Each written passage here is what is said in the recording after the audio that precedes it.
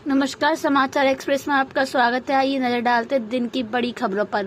उद्योग के लिए 3 बार बिक गई बेशकीमती जमीन, अभी तक नहीं लगी फैक्ट्री। बेशकीमती जमीन को उद्योग के लिए खरीदकर उसे बिक्री करने के मामले में नन्हेड़ा अनंतपुर निवासी मुकेश कुमार ने प्रेस कॉन्फ्रेंस कर बताया कि उन्होंने एक शिकायत अपर मुख्य सचिव उत्तराखंड शासन को भेजी थी, जिसमें बताया गया था कि गिर डेयरी फार्मिंग की भूमि को 2007, 2009 और 2017 में उद्योग के लिए अलग अलग कंपनियों को बेची गई थी, लेकिन उस पर आज तक किसी तरह का उद्योग नहीं लगाया गया। जबकि उद्योग का हवाला देते हुए राज्य सरकार को 50% स्टाम्प सब्सिडी का नुकसान पहुंचाया गया, जिसकी जांच आख्या भी तहसीलदार रुड़की ने उच्च अधिकारियों को प्रेरित कर दी थी। शिकायतकर्ता का आरोप है कि वर्तमान में उक्त जमीन को खरीदने वाले स्वामी अधिकारियों पर जांच आख्या बदलवाने का दबाव बना रहे हैं, जिसके चलते उन्हें मीडिया के सामने आना पड़ा। शिकायतकर्ता मुकेश कुमार ने बताया, कंपनी के द्वारा किए गए भ्रष्टाचार को उजागर करने के लिए उन्होंने उत्तराखंड शासन तक में शिकायत की हुई है। मीडिया में बयान देते हुए मुकेश कुमार पुत्र यशपाल निवासी नन्हेड़ा अनंतपुर में उच्च अधिकारियों से निष्पक्ष जांच कर कार्रवाई की मांग की है। उन्होंने बताया, उक्त जमीन पर यदि उद्योग कंपनी लगाई जाती तो लोगों को रोजगार मुहैया होता, लेकिन जमीन की खरीद करने वालों ने राज्य सरकार के स्टम्प बचाने के लिए उद्योग लगाने की बात कहते हुए जमीन खरीदी और सब्सिडी का फायदा लिया, जो साफ तौर पर छल है और सरकार के राजस्व को नुकसान पहुंचाना। उन्होंने बताया, ऐसा एक बार नहीं बल्कि 3 बार किया गया। वर्तमान में उक्त जमीन खाली पड़ी है, उस पर कोई उद्योग नहीं लगाया गया। मुकेश कुमार ने उच्च अधिकारियों से निष्पक्ष जांच की गुहार लगाई है।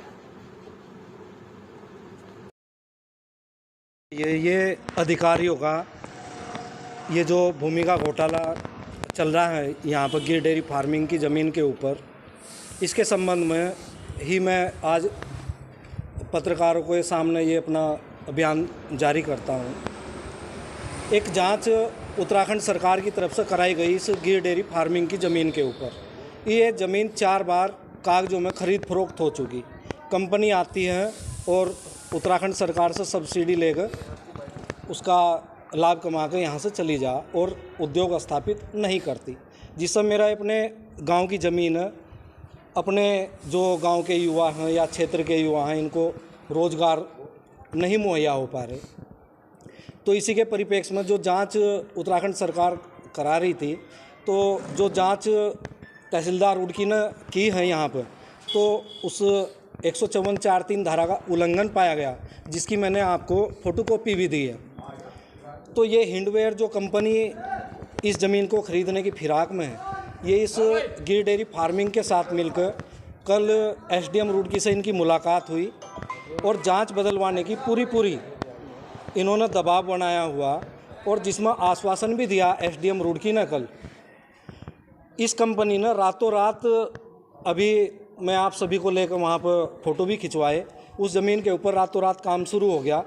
यही मैं पूरा का पूरा मामला ऊपर सरकार और जो जिलाधिकारी या ऊपर शासन में बैठे हुए लोग, आपके माध्यम से वहाँ तक ये संदेश जाना चाहिए किस तरीके से प्रशासन भी इसमें इन्वॉल्व है। हाँ, बिल्कुल है, बिल्कुल।